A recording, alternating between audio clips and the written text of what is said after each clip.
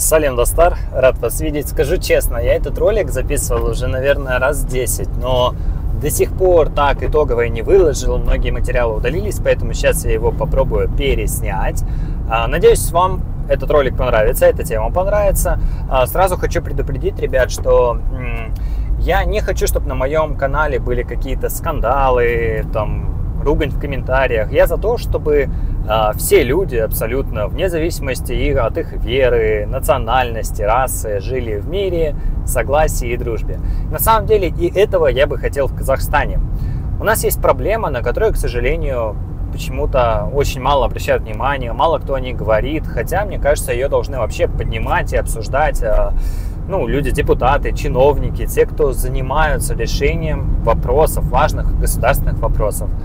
В этом ролике мы поговорим о проблеме знания казахского языка в Казахстане, о ее решениях, я сделаю какие-то предложения от себя лично. Естественно, я не являюсь каким-то политиком, специалистом в этой области, но даже я, рядовой гражданин, могу какие-то вещи предложить.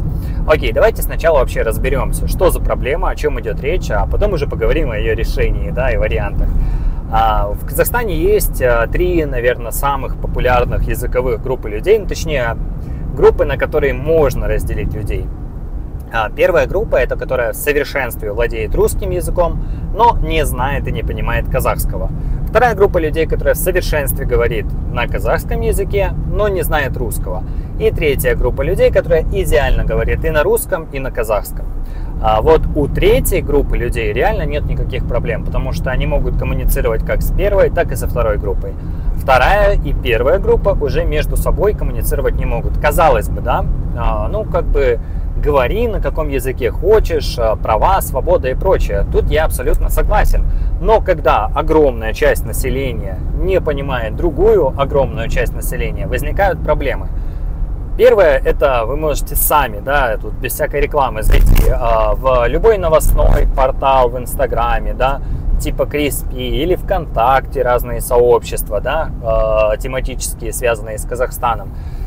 Если речь заходит о казахском языке, то в комментариях вы увидите 100% какую-то грязь, ругань между друг другом. Это первый негативный фактор, то, что идет небольшое столкновение и возникает межнациональная рознь, что на самом деле очень плохо.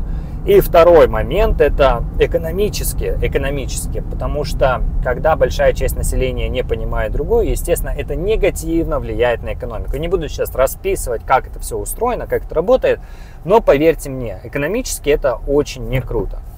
Почему вообще? Почему такая проблема? Почему огромная часть населения, касательно людей, которые не знают русского языка, это люди, которые живут в Казахстане. Они живут в стране, где государственным языком является казахский язык.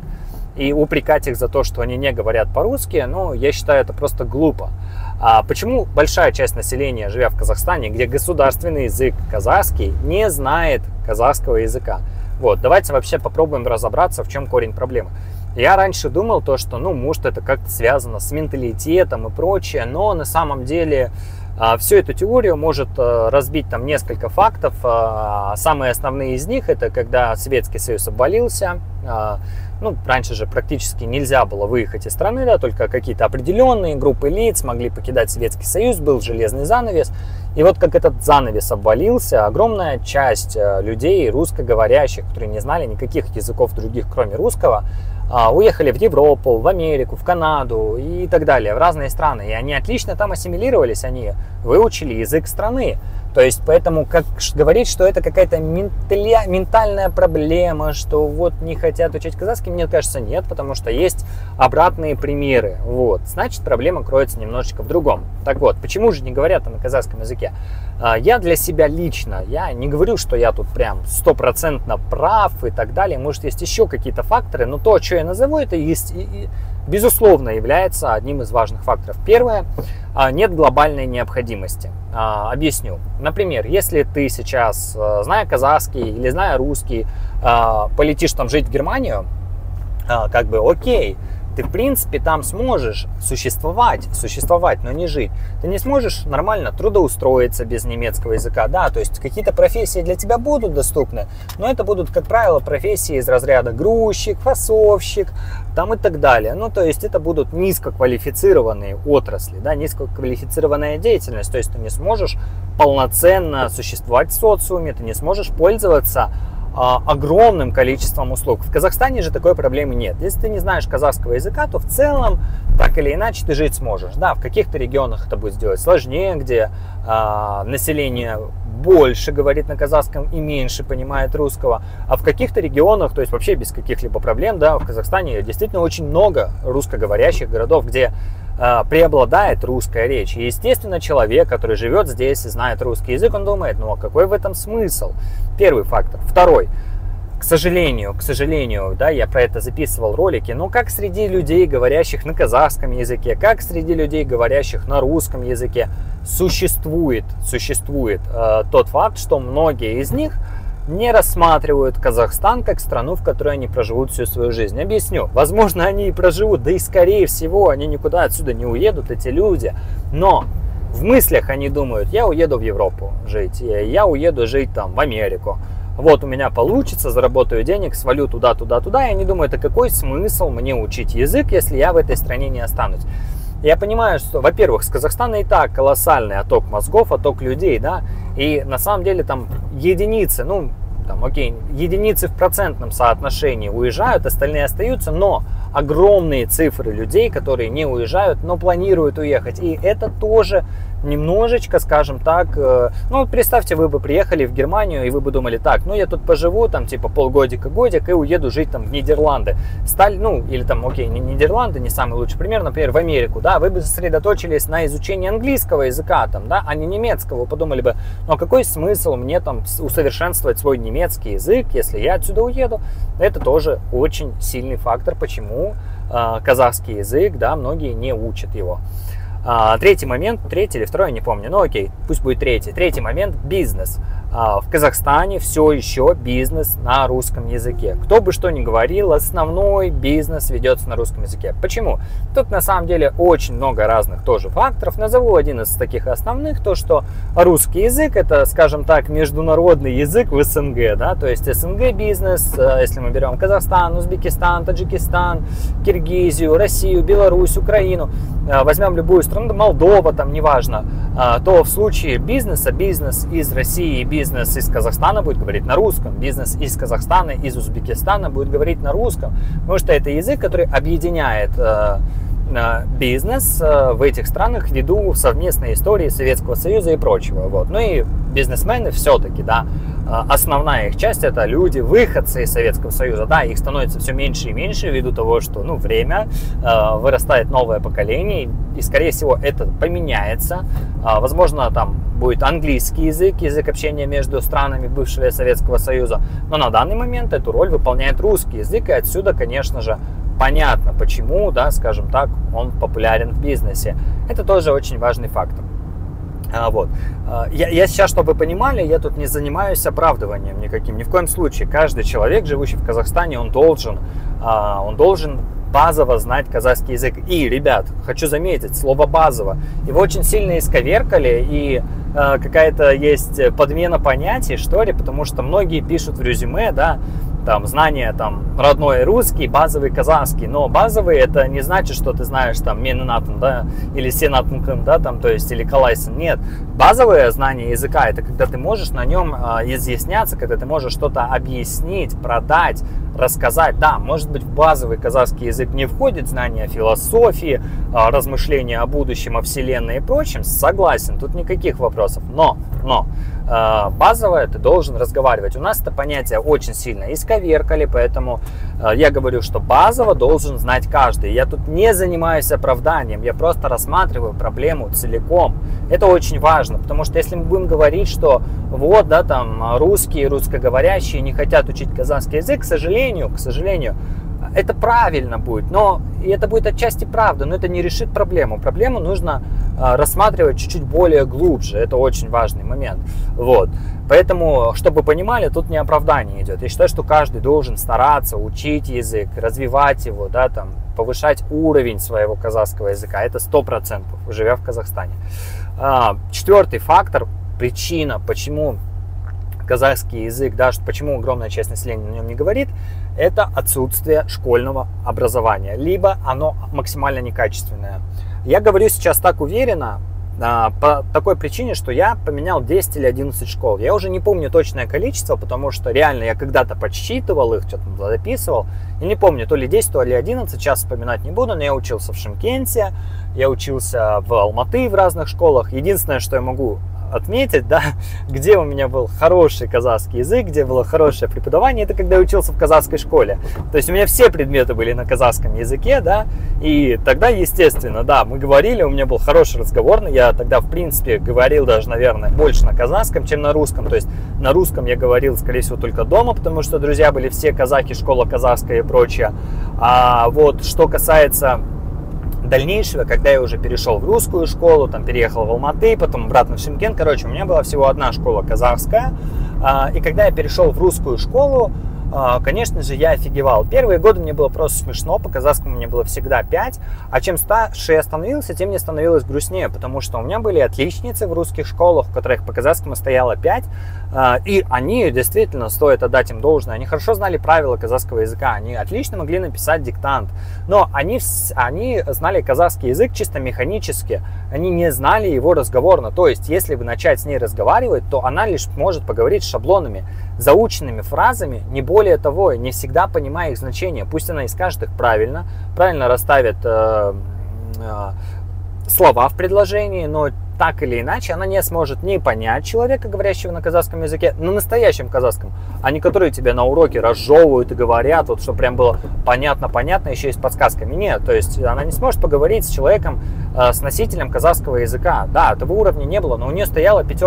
И я понимаю, когда речь идет о, может быть, 1, 2, ну ладно, даже 3 классе, но выше 4 я считаю, это бред ставить 5, а у меня куча было знакомых отличников, отличниц, у которых была 5 по казахскому языку, и я считаю, она была не за что поставлена.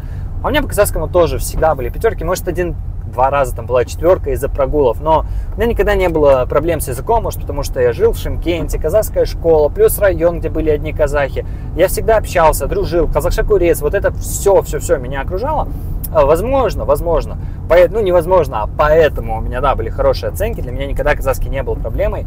Проблема — это преподаватели. Насколько бы я многих не любил, и они были, правда, очень классные люди, шикарные, но как преподаватели они были очень плохими, потому что из всех вот этих своих школ, сколько у меня друзей, с кем я не поддерживаю связь, они эти школы позаканчивали, и чтобы вы понимали, никто из них вообще не говорит на казахском, он его вообще не понимает, даже немножечко, а оценки стоят 5. Попробуйте, если вы думаете, что я вам сейчас что-то из головы беру, нет, я уже давно взял, скажем так, за правило, да, там в общественных местах говорить на казахском языке, магазины, заправки, все у меня на казахском. Ну, просто, не знаю, мне это нравится, мне это прикольно, может быть, мне отчасти нравится, когда на меня смотрят с некой благодарностью, да, ну, как бы, что уж тут, все мы себя любим, да, и мне тоже это приятно, да, там, когда кто-то благодарит, и бывают люди, там, может быть, да, ну, все равно я взял для себя, неважно какие причины, я взял для себя за правило, говорить в общественных местах на казахском языке. Но в какой-то момент я понял то, что я попытался делать ролики на казахском в ютубе, я понял, что хрень полнейшая, у меня не получается, моего уровня не хватает, я не вывожу. И я начал искать курсы казахского языка. Если вы сейчас это сделаете, даже на Каспе в объявлениях, в OLX, вы офигеете. Будет 1000 объявлений, из них 990 будет объявлений. Курс казахского языка, подготовка к ЕНТ, там, к разным экзаменам, вступительные, невступительные. То есть у нас вот все вот это фикция, просто фикция изучения языка. Вот тебе, пожалуйста, подготовься, сдача к ЕНТ. Я не увидел такого объявления, типа, научу тебя говорить от репетитора, да, научу тебя говорить на казахском языке. Мне не нужна грамматика, честно. Я не пойду преподавать. Мне как бы я не работаю с документами в каких-то госотраслях, да, то есть мне не нужно знать казахский на том уровне, чтобы я там на нем идеально писал. Да я на русском идеально-то не пишу, блин, спасибо телефонам с их исправлениями, да, они приучили, что думать не надо. Вот, мне не нужно вот это вот знание идеального какого-то технического казахского, да, там, ну вот в плане правописания, там и прочего. Нет, мне нужно знание, я хотел вот прям заговорить, прям плотно заговорить. Я работаю много, да, там, у меня нет окружения друзей казахов, просто имеется в виду в целом, да, там, никакого окружения друзей, я практически ни с кем не общаюсь, потому что работа, семья, нету времени как-то самостоятельно практиковать. Я думаю, ну курсы. Я начал искать, я офигел, ребят. Вот я сейчас еду по городу, по Алматы, вот куда я сейчас, в какую сторону не плюну, поверьте, я случайно попаду в курсы английского. С казахским у нас беда. Либо для деток, связанные опять-таки со школьной программой, либо парочку компаний, и то очень дорого. Короче, у нас с этим огромная проблема. Все устроено таким образом, что, ну, то есть у нас все эти курсы, все, они больше рассчитаны не для того, чтобы население знало язык, а для того, чтобы она создавала вот эту видимость, фикцию того, что мы как бы якобы язык учим. Но это ничего не дает, кроме какой-то банальной зубрежки, которую ты забываешь спустя там неделю после поступления в вуз, в школу, да куда угодно. Поэтому я считаю, это полнейший бред. Нужно больше реализовывать таких курсов, где тебя будут учить языку, учить знаниям. Я вот со школы запомнил очень много вещей, которые, я считаю, ну, как бы не дадут они мне возможности разговаривать. Очень круто, что я знаю, что Абайкунан Байлы, Бырман, 845 жылы, семья обласы туған. Или то, что Абайкунан Байлы, Бырман, 904 жылы, Алматы обласы қайтыс болды. Если я не ошибаюсь, вроде бы в Алматинской области, может быть и нет. Но видите, это не дает ну, никакого бенефита, ничего такого, что могло бы тебе помочь именно в диалоге с человеком. Да, я уважаю Абая Кунанбаева, это очень крутой поэт и прочее, но то, что поэт, переводчик, да, там, композитор, акын, но это не дает тебе возможности говорить на языке. Круто, и каждый должен знать историю наших выдающихся казахов, наших людей, да, это все очень классно, но помимо этого нужно говорить. И, к сожалению, у нас все сделано таким образом, что на разговор как бы всем по барабану, а проблема существует, и ее нужно решать. Я обещал, что в этом ролике я не только разберу проблему и ее причины, но и предложу некоторые решения. Да, может быть, они не самые лучшие. Возможно, можно придумать круче, но я обычный рядовой гражданин Казахстана, который хочет, чтобы у меня дома все было хорошо. Какие мои предложения? Самое, наверное, первое и основное — это реформа, реально реформа образовательной системы. Да, у нас ее провели, убрали дневники, сделали электронными. Кучу всего добавили, это круто, но давайте мы проведем некую реформу в изучении казахского. Давайте мы поставим тех преподавателей, которые будут заставлять говорить. Возможно, я бы на самом деле добавил бы и в русские школы в обязательном порядке несколько основных предметов, чтобы они были на казахском. Не только казахский язык и казахская литература, но, например, какую-нибудь философию, чтобы ее вели тоже на казахском. Преподаватель будет говорить, рассказывать, и именно на диалоге, на том, чтобы постоянное общение, практика в общении, именно на этом построится изучение языка. Именно поэтому люди заговорят, начнут понимать язык. Вот это очень важно. Это один из моментов. Второй. Бесплатные курсы казахского языка, они нужны. Проблема глобальная. Стоит вложить в нее денег. Можно сделать по-разному. Например, можно сделать ее бесплатно или даже наоборот. При случае сдачи экзамена поощрять как-то финансово людей, чтобы они учили язык. Например, ты записываешься на бесплатные курсы, ты подписываешь документы, и ты обязан их пройти. Если ты, допустим, пропускаешь занятия, не ходишь на них и не сдаешь в конечном итоге экзамен, то есть ты там за 3-4 полгода вот этого своего обучения не сдал, то ты оплачиваешь полностью свое обучение в 100-кратном размере. Если же ты все сдал, да, действительно, у тебя все получилось, все отлично, то либо как-то поощрить, либо просто дать какую-то грамоту и прочее. То есть нужно какие-то такие вещи внедрять, потому что, ну, курсов языка казахского нет. Их очень мало, и они очень дорогие. Просто правда, ну, 40-50 тысяч, ребят.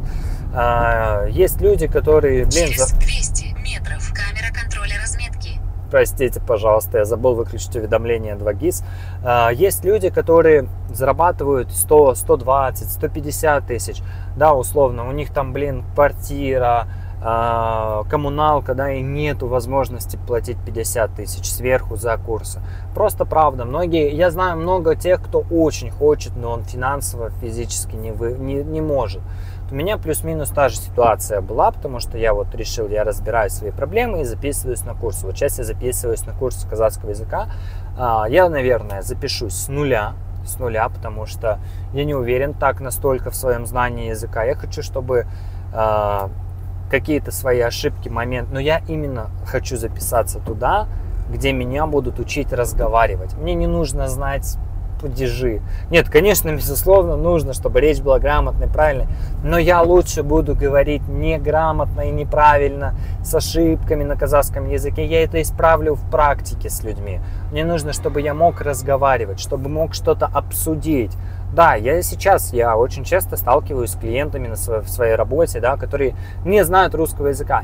Не такие, которые, да, там, я не буду с тобой из принципа говорить на русском, говорить на казахском. Нет, просто не знают, они пытаются где-то что-то на русском. Я могу продавать на казахском, и продаю, и контактирую, и объясняю. Но я хочу уметь говорить на языке, да, чтобы обсудить с кем-то какие-то глобальные, важные вещи. Мне хочется вот этого уровня языка. Для этого мне нужны курсы. Наверное, пойду с нуля, потому что, что я приду и скажу: здрасте, я в целом-то говорить умею, хочу говорить прям изысканно. Я думаю, что вряд ли, скорее всего, с нуля, и меньше уделять внимание этим правилам, падежам, заученным каким-то вещам. Дайте мне, пожалуйста, язык. Хочу на нем заговорить, а не выучить правила, я их так в школе учил. Как-то вот так. Надеюсь, ролик вам зашел. Мне очень интересно послушать ваше мнение, что вы скажете на эту тему, что вы напишите в комментариях. Но, ребят, пожалуйста, давайте, пусть мои комментарии будут той площадкой, где мы все вместе хотим улучшить нашу страну, да, а не конфликтовать. Я против конфликтов, ругани на национальной почве. Тема очень тонкая, с ней нужно аккуратно, но эту тему поднимать надо. И надо что-то менять, это прям обязательно, потому что иначе все так и будет. Не будет никаких изменений, пока там что-то не произойдет какое-то глобальное. Как-то так.